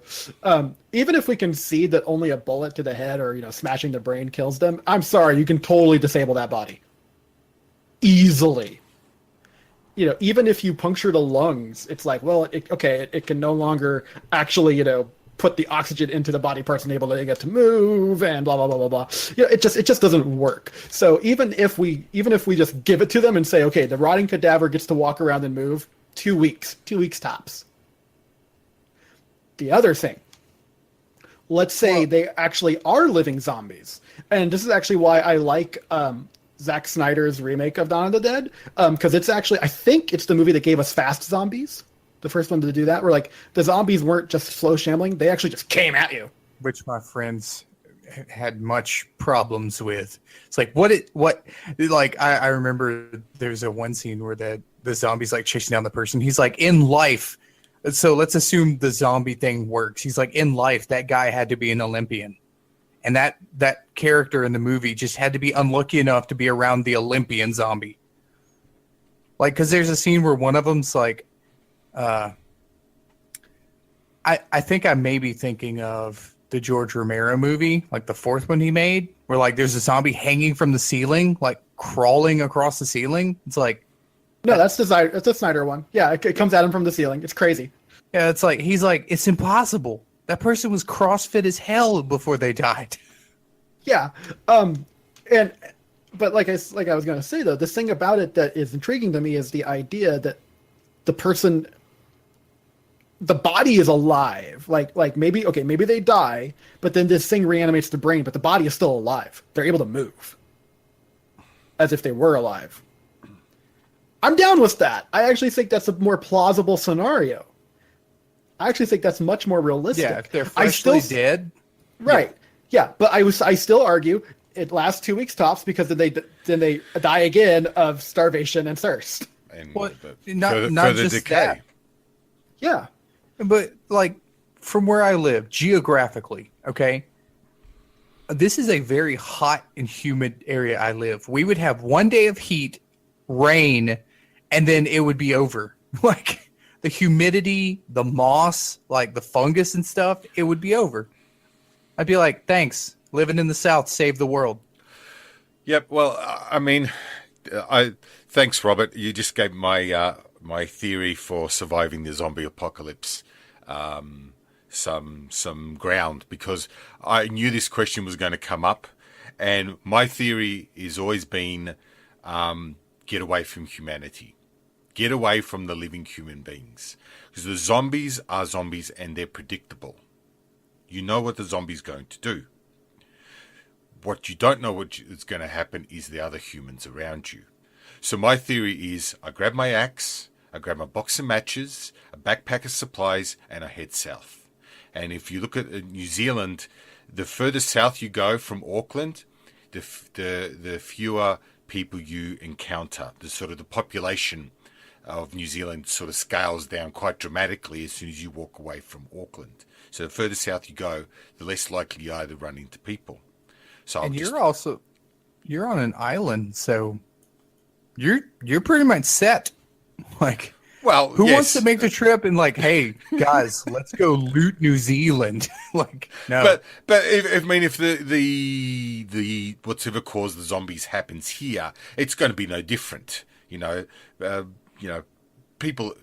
are dicks, and you then put them in a lawless, policeless society, then the dickdom just goes through the roof. So my theory is you just get away from the humans. Walk away. Just leave them. Let them fight it out. Let them kill each other for that can of beans, and you walk further away, and then you'll just wait your 2 weeks for the zombies to just perish, and then you slowly meander back, sort of slowly sussing it out and going, well, have they come to their senses yet? Are they being a little less dickless? So... Well, see, here's the funny thing. The way humans work, I'm pretty sure there is some pocket of people, like the zombie apocalypse happens, everyone else falls into turmoil. Sweden's like, we're good. There's no reason to treat anybody like crap. We got so much money and resources. We're fine. They just become the Mecca. It's like, yeah, nothing changed in Sweden. Well, there are still dicks in Sweden, and they're going to be people who are going to be fighting over that can of beans, no doubt. And not just fighting, cracking skulls for a can of beans. So, now that's the story, the novel series I want to see someone write. The second Sakigahara feudal Japan's phase with zombies. They just go back to feudalism. Yeah. Well. But that's what it becomes. It's like there are these groups in The Walking Dead, and one of them is literally called The Kingdom. And what are they doing? They've got a king. They're running around with horses. They've got farms. They've got some walls around. It's feudal, and it's totally working. Well, that would be the natural, that's where I would logically go. I'd be like, okay, society's fallen. what's the furthest back we can go as a example? Well, it's going to be the Dark Ages, pretty Yeah, much, like even, literally. and even then, the falsehood that a lot of people, like project upon those from the past is that we are somehow smarter than they were. Absolutely not. They were working with what they had. I would actually put a lot of those people against many of the modern thinkers of today and watch them get their asses kicked by who's come before. Yeah, would that see you take some of the greatest engineers and scientists of their time, you unleash and be like, hey, take this textbook of compounded centralized knowledge. They're gonna put us well ahead of where we should be. They were masters of their time. Yeah. They don't suddenly become like not they don't lose their ability that taught them how to learn and think and use logical, mechanisms. Like they would still have it. They would just get updated with the new methods, and then it would be off to the races again. Yeah, and it's one of those things. It's just like, what came before us. I mean, came before us for a reason. I mean, it wasn't just people being mean or like, oh, this is the first thing that came to my mind. It's like, no, this was actually very well thought out and enacted upon. It's like, look at what Da Vinci did with some sticks, a tarp, and a couple pulleys and some rope. It's like, oh my God. Yeah, well, I mean, I no joke. I went into class one day, and there were these two young women, and they were in the middle of a conversation. I walked in just as they started going, we need to do away with the Declaration of Independence, the Constitution. That was like 220 years ago. We are so much smarter than they were back then. And I'm just like, oh, you I'm sweet like, wow. summer child. Yeah, and like, I'm like, do you know who John Locke is? That character from Lost? Oh, you failed twice in one question. Oh no, trust me. When it's like Russia has attacked Georgia, it's like weeping. My mama lives in Georgia. I need to call. Mama, you okay? Yeah, I'm stuck in Atlanta traffic. It's like, wrong Georgia. Yeah. Georgia's a country, right? Yeah. No, you literally thought next to Alabama was being attacked. Okay. All right, yeah. Well, and Atlanta is where Walking Dead starts. Yep. Yeah, and it's a quick aside, not to get too far off topic, but like on that note that people think we're smarter now than we were, like Caligula, who is a madman, just one of history's worst people. His personal boat had centralized heating and air. This is a real recorded thing. Yep. It had vents. He could temperature control his boat. Just be like, I'm hot, turn on the air. And they could do that. like using brass and wind and to like circulate cooled air or to heat it up. It's like, really? Yeah, dude had air conditioning. Yeah, and you would have no idea how to build your own. Oh. And they did that with freaking bricks. Yeah, exactly. And that's why it's one of those things like the zombie apocalypse or really any apocalypse of that sort. Like if it actually happened, it would challenge people in ways that they do not expect because they have no idea what actually goes into building the life around them. They just don't. And not to retread that, but I mean, that really is where I'm coming from with a lot of these things. Cause I mean, man, people just do not know. They don't. They just don't. It's when I watch somebody get mad at like, say oil, for example, like, oh, oil is destroying the world. I'm like, do you like plastics? No? What about that wind power turbine that's built from that plastic derived from oil, huh? Okay. Yeah, whatever. It's one of those things. Like people just they don't know. They have no idea what it takes to make the world around them move. So yep. If it all fell apart one day. It's like, I bought my Tesla car. Yeah, it's electric. Did you plug it in at your house? It sure did. Electric. That's a coal power plant that powers your house, right? You didn't fight the man by buying an electric car. You're still burning coal. It's probably less environmentally friendly, but that's another argument.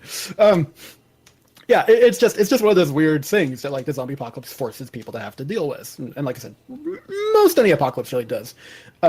Except for the Skynet apocalypse, you're dealing with the robots immediately at that point. Um, it's a problem. But anyways, there are actually aside from the death zombies, if you will, like I said, there are actually like voodoo zombies. What is considered technically to be the first zombie movie is a ditty from Universal in 1932 called White Zombie.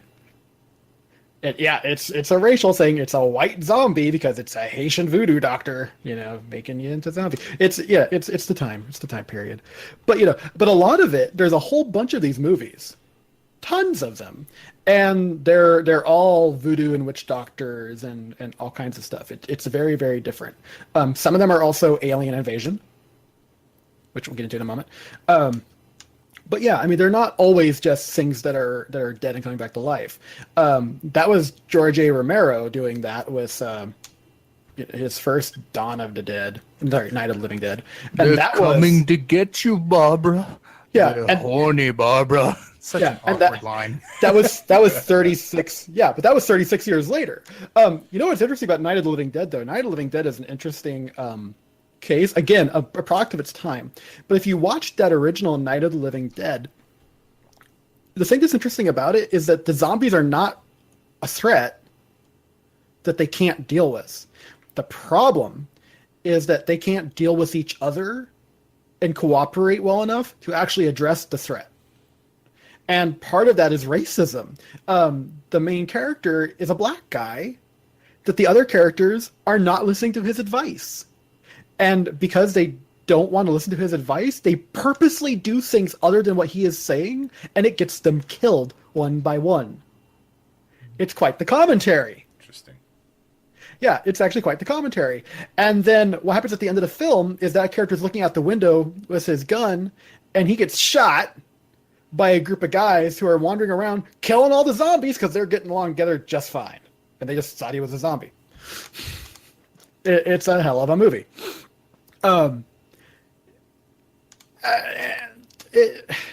It kind of sets the stage. Like I said, a lot of the good zombie movies from that point on, dealing with the reanimated cannibalistic crazy things, are dealing with these societal issues. So, that's interesting.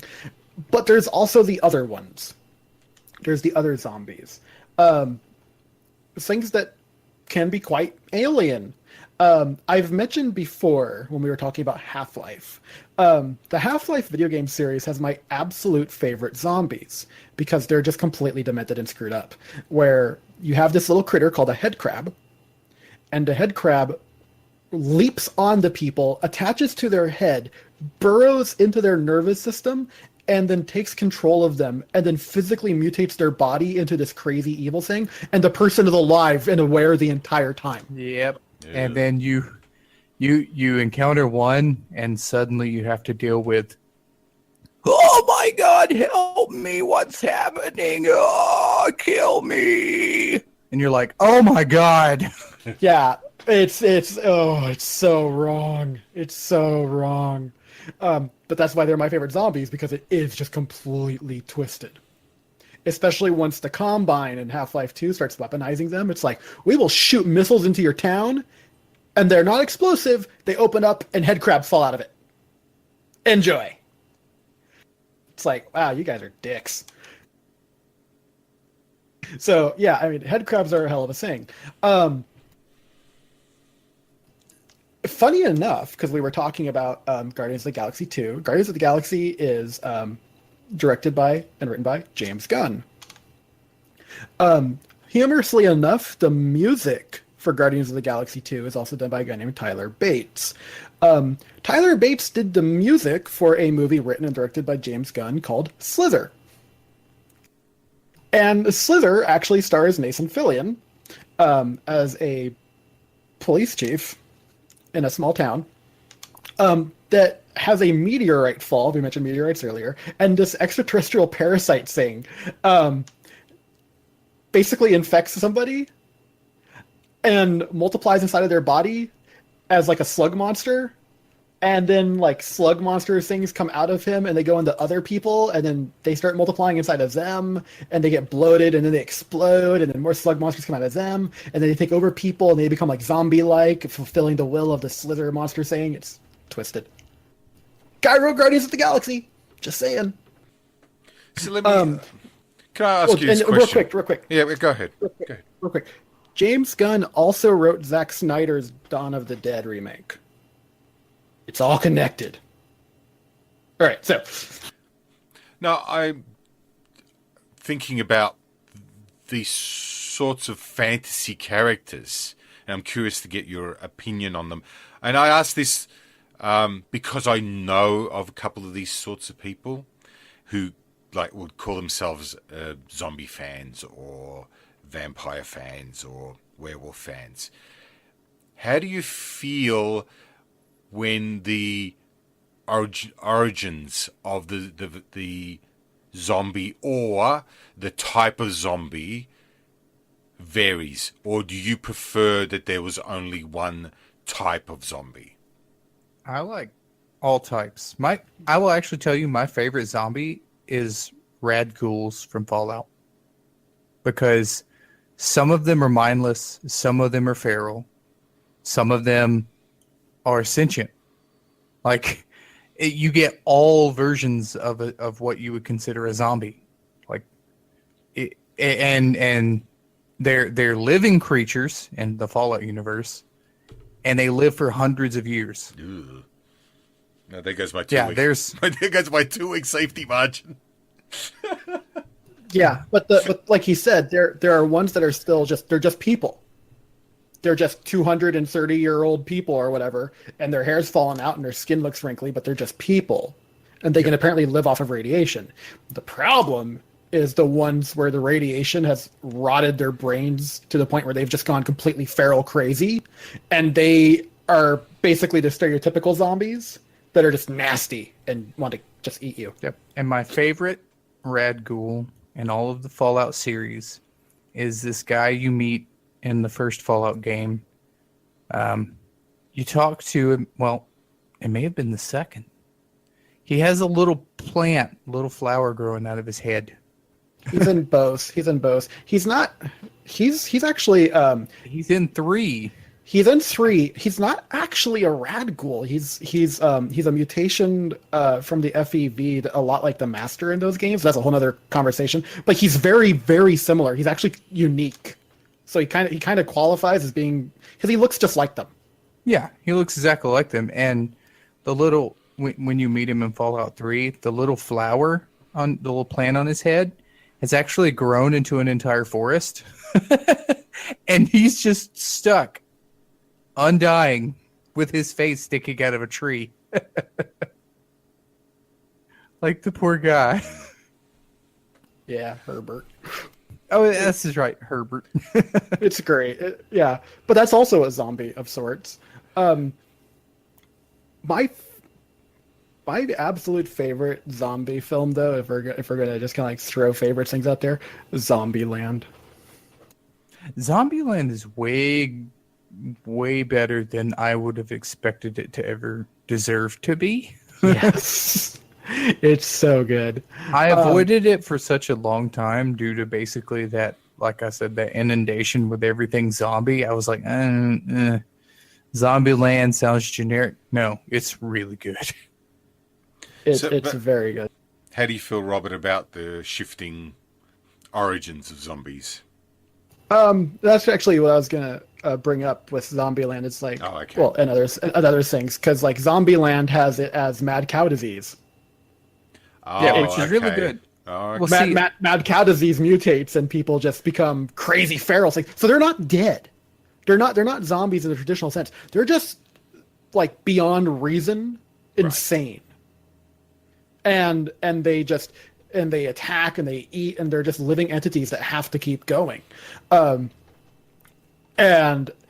that's one of the reasons why I really love Zombieland, because it is different. Another great example of different zombies is the Left 4 Dead games, where the Left 4 Dead games have a very similar premise where the zombies are basically just kind of like I think it's also like a mad cow type disease that mutates, and people. Oh, it's rabies. Rabies. Sorry. Yeah. In Left 4 Dead, rabies. Rabies mutates into this thing that makes people just crazy psychotic, and if they bite each other or scratch each other, it spreads. And the sick, twisted part of the lore in the Left 4 Dead games is that you are actually immune to this, so you have to actually just fight them off hand to hand and with your guns and whatnot, and they can scratch you and bite you and it won't kill you. They'll just kill you physically by damaging you. But you are actually infected. The only reason that you're immune is because you're what is called a carrier. You cannot go near other people. You can only be around other carriers. You are actually public enemy number one. The games never address this or deal with it, but all the comics and stuff around it, they're all about that. Okay, so I've just been sitting here and listening to you guys and listening to all this wonderful zombie stuff, and it just hit me where zombies just came into my life, my sort of my mainstream, so to speak. And okay, how silly is this? But this is it. The PopCap game, Plants vs. Zombies. That's where it was. That's where all of a sudden zombies were sort of... I was downloading the game, playing it every day. Yeah, all the cool sound effects that goes with that. Brains. That's it. That's where zombies came into my life. There you go. Plants vs. Zombies. That's funny. Yeah, and isn't it funny though too? Because like James said, that is the perfect example of just throw zombies in there. It'll sell. And I like it. And I like Plants vs. Zombies, but it's just like, what the hell is this? Oh yeah. Yeah, exactly. Why the hell is this plant a V zombies conflict, in the first place? I just wanted to make a quick little note on the idea of like what we think about the origins of zombies. Sure. Like, I think the origins for zombies is less important than the zombie themselves, and which is why a lot of zombie material basically just makes a nod at George Romero, who slipped in the background like a tiny little snippet on a TV newscast in the background, like a meteor passed by the Earth and scientists have said that it started, just like a quick little thing about a meteor passing the Earth. Sure. And so that's what caused it. So a lot of places or a lot of zombie stories put a meteor in there somewhere, a meteor falling or passing by the Earth or coming out of it with an infection or something. And that's where that comes from. Yeah, usually. Which just right quick, historically, that's things like comets were associated with people going mad, like in history. So that's where I think that comes from. It's a nod to ancient history where it's like, oh, you saw a meteor. It's like, well, this person went on a mad rampage. It must have been the meteor or the comet. Sure. Yeah, and one of the things about The Walking Dead, for example, is he never, ever, ever wants to get into the origins of the zombie outbreak. Because once you actually get into the origins of the zombie outbreak, you have all these problems where you're like, well, okay, how did society collapse? How did the military fail? How did the government fall? What happened to the government, right? Because you'd think the president would get through this somehow, maybe. All right, it's one of those things. Like it's like there's too many things that logically wouldn't fail because there's too many good people with their shit together, quite frankly, who would not let it happen. You can't tell me that the pizza delivery boy is going to survive the zombie apocalypse, but the trained Navy SEAL won't. Yeah. Right? That's not how this works. So what you tend to do is you just kind of like gloss over it. One of the things about The Walking Dead that I really like is because the show is so focused on the main character, Rick Grimes, and his immediate group. You never know. I mean, right over the hill, there could be a fully functioning society in a town that he'll never know about. Because they can't communicate. One of the things that, just watching people's reaction to episodes of The Walking Dead on internet, social media, makes me realize, really, again, how ignorant a lot of people are. Because they go to a place, they'll go to a new place, and then they'll meet a whole bunch of new people after being there for a while, and people go, "Oh, that's ridiculous. You mean to tell me there was this whole other group of people, like, several miles down the road they didn't know about this?" Like, do you realize how long it takes to walk several miles? Just because you can get in a car. If I can get in a car and drive to a friend's house 20 minutes away, it would take me all day to get there by foot. Well, it's like, look, you want a test of what it's like without technology. Look up any of your major mountain chains or hiking trails. Look up how many stories of people died when they get lost, and they're only like a mile or half a mile away from absolute safety. Yep. Like, there's like a Dippin' Dots and a Starbucks 500 yards away from them, but they starved to death and got mauled by bears because they didn't know where they were. Yeah, and that's not a joke. That totally happens. And it's because, you know what? When you're 500 feet away from safety, you're 500 feet away from safety. That's the bottom line. So yeah, I mean, people just, again, no concept, no clue. But you're so focused on Rick Grimes' story that you don't know what's going on with the rest of the world. Kind of like we talked about with Fallout. Fallout never leaves Americana. We have no idea the state of like China or England or France or any of the other places. So you don't know. Things could be just fine somewhere else. Maybe the Rocky Mountains are perfectly fine. You don't know. So that's an interesting aspect of it that is worth exploring to a degree, but also the mystery is what keeps it interesting, right? You don't really know. And it also, wouldn't it be quite the surprise if like you've been struggling and fighting and killing other people and waging tiny wars against other factions, and then all of a sudden the government shows up and saves you? Wouldn't that just be a trip? But that's why in a case like The Walking Dead, he completely ignores all of that. At the very beginning of the series, actually, Rick Grimes gets shot while he's doing his police officer thing, and he's in a coma for roughly about a month or so. It's an undisclosed amount of time, but he's in a coma, and the medical equipment and everything else keeps him alive somehow. Again, it's glanced over, and then he wakes up. Yeah, no, seriously, I know. And then he wakes up, and the zombie apocalypse has just been underway. Atlanta has fallen, society has crumbled, and then he just goes and he finds where his family is in this small group of people that are surviving out in the wilderness, and the story begins. Yeah, that's like Dying Light. Dying Light is a remote location. It's a sequestered location. It's a video not game, the whole world. Well, it's not the whole world that's fallen. Right. Like, you go through that story and you find out, no, it's just this one area. These people have zombies. It's been contained. They've blown up the bridges and everything else, and anybody who tries to swim off the island gets shot dead. And it's like you're just, the people here are screwed, but everyone else is fine. That's like, is it 28 Days Later or something? There's one zombie movie where it's like all hell's broken loose. They think it's all like awful, and then at some point in the movie, they look in the sky and there's just a jet going over, like a passenger jet, and it's like, what's going on? I don't know. There's a lot of zombie it's movies I haven't seen. Yeah, I think it's 28 Days Later or something like that, where like the whole movie, it's like society's fallen. It's all like, it's over. And then a character just hears something, looks up in the sky. There's a plane going overhead, because it's only where they are that the bad stuff has happened. At least so far. But yeah, that's an interesting aspect of it too.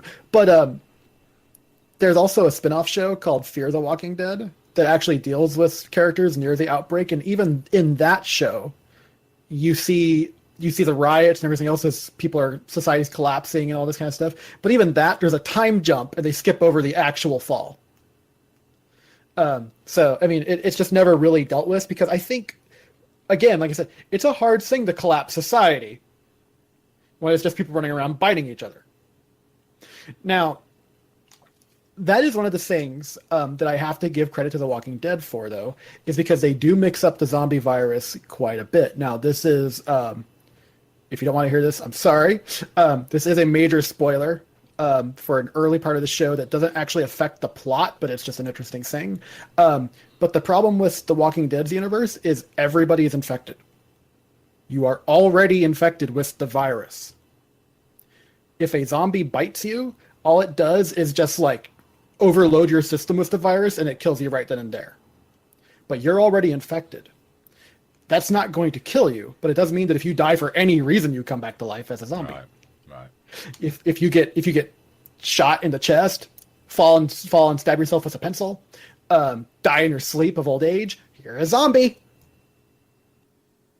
Now, that would be considerably worse to deal with, because you wouldn't know how to stop that. You wouldn't understand what's going on. And can you imagine what that would do to societal structure? It's like you're sleeping next to your spouse, and if they happen to die in the middle of the night, you're next. Well, think about what that does to society. I mean, you have to have entire rituals now where it's like somebody dies and the first thing you do is stab them in the head with a knife. It's the very first thing you do. Because you can't let them come back. No, it's true. It's what they what they do in Game of Thrones. Everybody is sort of cremated. Yeah. So it's nuts. It's pretty nuts. You have to take considerations. The other thing too with The Walking Dead is you can't judge it by today's societal standards as well. One of the things that I genuinely love about this show, and I know some people are being like, Robert, that's terrible. You're such a. I'm like, I know, but they totally give kids guns in this show, all the time, because it's stupid not to. Yeah, seriously. Look, as someone who lives in the South, I owned my first gun at 6. I could fire a gun at 6 years old. Right, and I'm not saying that you're just like give all the kids guns. That's not what I'm saying at all. I'm just saying you're in this sort of society where if the kid doesn't have a gun to defend themselves from a zombie at a safe distance, what are you doing with your kid's life? You clearly don't care enough. I mean, you have a kid. First of all. Yeah, I mean, and that show kills children. That show kills children flat out, and they weren't armed. I'm just going to put that out there, okay? And so it's just one of those things. Like, you just can't judge certain stuff like that on the same measure.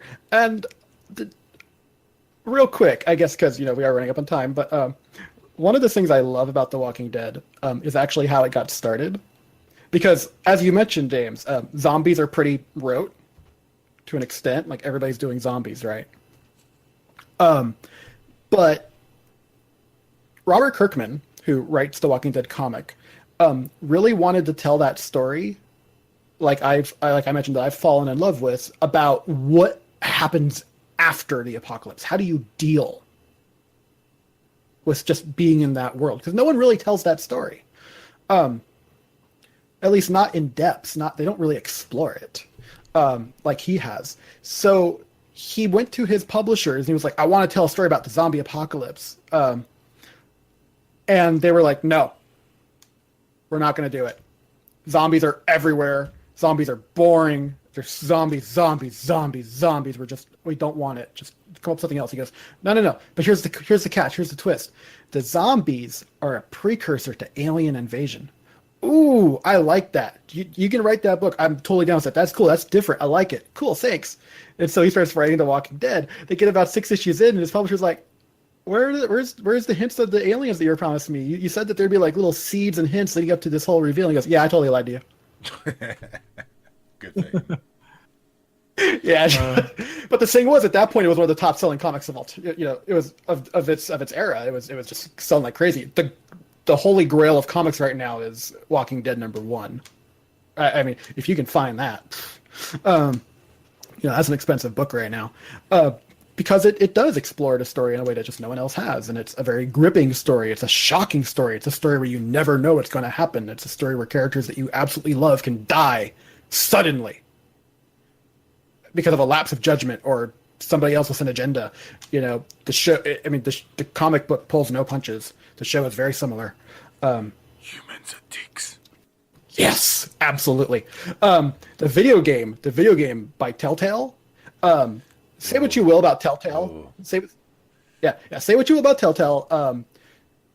Some things are good. Some things they do are good. Some things they do are bad. I was not particularly thrilled with the Jurassic Park game. I can't even bring myself to finish the Back to the Future game, which that's oh man. But oh man, they nailed it. They absolutely nailed it with The Walking Dead. My brother calls it The Walking Feels because I dare you not. I dare you not to cry at the end of the first season of that game. I dare you to. I had to stop halfway through the first chapter because I could feel what was coming, and I'm going, I can't do it. No, I can't. And you're right. It is very well done, right from the first moment. You need to get through it, man. It's so worth it. It's so good. Well, what's really funny too is there's this podcast of sorts. It's short little videos called Extra Credits. And Extra Credits, by the way, is where we got the all the things meme from. So you can thank them for that. But they talked about like game genres and stuff. And one of the things that they brought up was when you compare video games to movies and books and everything else, we're okay with drama from, a movie or a book. It's okay for a book to challenge us and to make us cry, or for a movie to make us sad. Like, that's acceptable. And then you get to a video game and all of a sudden the video game has to be fun. It's not allowed to be a drama. It's not allowed to be insightful or in depth, right? And they were complaining about this. And then here comes The Walking Dead. It's not fun. It's a drama. It makes you sad. Yep, Walking Dead and The Last of Us. Oh my god. Yeah, and it's like, these games are finally happening. These games that are thought-provoking and make you just kind of go, oh man,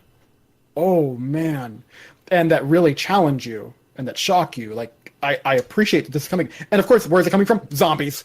It's coming from the zombie genre, because the zombie genre actually, like I said, when it's done well, it forces people to interact with people on a primal level. Yeah. And I can respect this, which is why I enjoy it. I can't remember who it was with, but the best video game developer interview I ever heard, he was talking about narrative in video games, and this is a recent, like within the 2000s, like I want to say 2013. It was like, what do you think about narrative in video games? And he says, right now, if you look at the lifespan of video games, we've just now reached the jazz singer, which for cinema was the first time there was ever recorded dialogue. And he's like, we're just started. We are at the jazz singer. We're just now at the point where we put voices to our scenes. Now we can start telling stories. And we have been. I mean, even games that are flawed, gameplay-wise, tell good stories if you're willing to look over it. It's just the problem with video games is, you can't just tell the story. There has to be the interactivity needs to be done right and everything else and yada yada, pacing, what have you.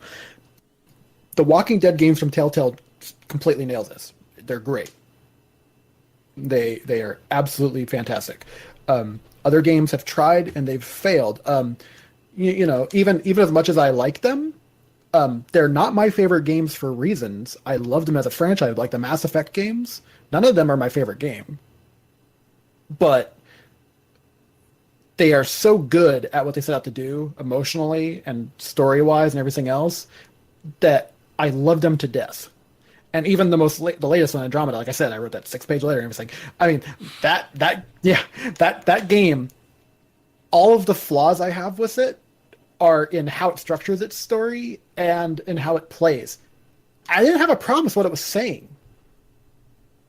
Like, what the game was about, how the events played out. I mean, the actual narrative was fine. And I think video games, yes, they do have a long way to go, and we're getting better at this, and we'll see where it turns out. There's different genres, obviously, but I think it's interesting that the first games to really push that emotional narrative arc as the forefront are zombies. Something about that that's just very human and pushes it. And I can dig that. I'm down with it. I like it because zombies. Well, like I said, I mean, if I need something I can just blow away with a shotgun and not feel bad about it, line up the zombies. Let's go. Fair enough. Yeah, it's good stuff. I mean, obviously we can talk much more about it. I mean, as you've noticed, this has ranged from economics to politics to everything else, because zombies really are kind of like an inverted look at the human condition when you really boil it down. Yes, absolutely. Yeah, I mean, if you're being serious about it, because like I said, there's definitely bad zombie things out there, and they should be avoided. I think, frankly, I'm not a fan of the romantic zombie comedy thing that happens every now and then. That movie, I forgot what it was called, where it's like the guy falling in love brings him back from the dead. Yeah, I know what you're talking about. I can't think of the name of it either.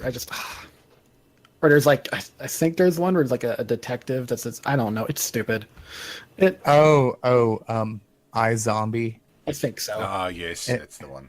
And then there's the new Drew Barrymore television show where it's like, she's a zombie. Yeah, yeah, and that to me is like, that's not interesting. That's called pandering. Yeah, exactly. Just having something be a zombie is not interesting. Having zombies force people to really explore who they are and who other people are to them. That to me is fascinating because, you know, like I don't know what Veet saw particularly in, say, the first chapter of that Walking Dead video game from Telltale, but it only gets worse, Veet. You should totally play it. No. What I saw was the decision-making process you have to go through, and you know, at some point you have to choose between two unfavorable situations, and me being me and knowing who I am, I won't put myself through it, anything like that, unnecessarily, because I don't know, I'm a sensitive soul. I don't know, and I'm just not going to do it. But I could see it in that the first half of that chapter, that it drew you in hook, line, and sinker, and you knew you're going to have to make some tough decisions. And yeah, it got all the feels, absolutely. It only gets worse. Oh, no, don't doubt it for a second. It gets so bad. You think you're making tough choices now. Yeah, exactly. Oh, absolutely. Oh my God. Right, exactly. But that's the thing. It's like you know, it's like what matters to you, and you have to make these really real choices, and that's why, like I was saying before. I mean, again, this is not necessarily like something I think we should just do in real life. But I mean, they're handing 10-year-olds guns in the Walking Dead TV show, and teaching them how to use it, and it's like if you genuinely have a problem with this, you're not looking at this from any basis in reality. You know, that's and I've had that conversation with people who are like, I can't stand that show. They give kids guns. I'm like, what the hell do you want? Do you know what's threatening them? Things that will just wander up to them and tear them apart without even a second thought of remorse because it's a child. Oh, I'm gonna care. There's no pity. I mean, it's such a weird like point of view to take on it, because like I totally get it. Like if it's real life, I mean, like today's societal standards, yeah, sure. And then you're trying to apply that to this fictional world where everything has literally gone to hell. And it's like at that point, I gotta question how well you would do if something actually serious happened to you. If you're gonna make that argument, even though it's a fictional place. And I'm not saying that that's like you in the sensitive soul thing. That's not at all what I'm talking about. I would assume if somebody was threatening your daughter, you would tear them apart with your bare hands. Right. That's right. It's a discussion for another time, since we've already gone about 2 hours. But that's what I meant. Like we could go forever on this. Absolutely. It really is. It really is in depth. That's why I said I want to do just a general episode and not particularly. No, I get it. Because it's too big. Yeah, that's true. All right. But yeah, zombies. It's good shit. That's what I got. It's the abridged version. So that's been episode 207. Did you know there are Episode Pokemon 50. zombies? Episode 50. That was episode 50. It was. It was episode 50. What did you say about Pokemon? I said there are Pokemon zombies. Oh, boy. Everything has zombies. Futurama had zombies. Hermes said that it's a practice of the company to burn deceased employees' timesheets so that they can't come back and demand compensation. Because in that show he's Jamaican, even though zombies came from Haitian culture. But he talks about zombies all the time. Jesus is a zombie that returned. There you go. And it but yeah, zombies are in everything. Yes, and they deserve to be. When they're done well. When they're done well. If you haven't seen it, everybody should go watch Zombieland. Zombieland's so good. All right. This is our 50th episode, episode 207 of In One's Kin. We're on YouTube now. Yes, we are. Yay! Yay. So now we can also be censored by them. Yes, they can demonetize us and close our account. Yep, like everybody else.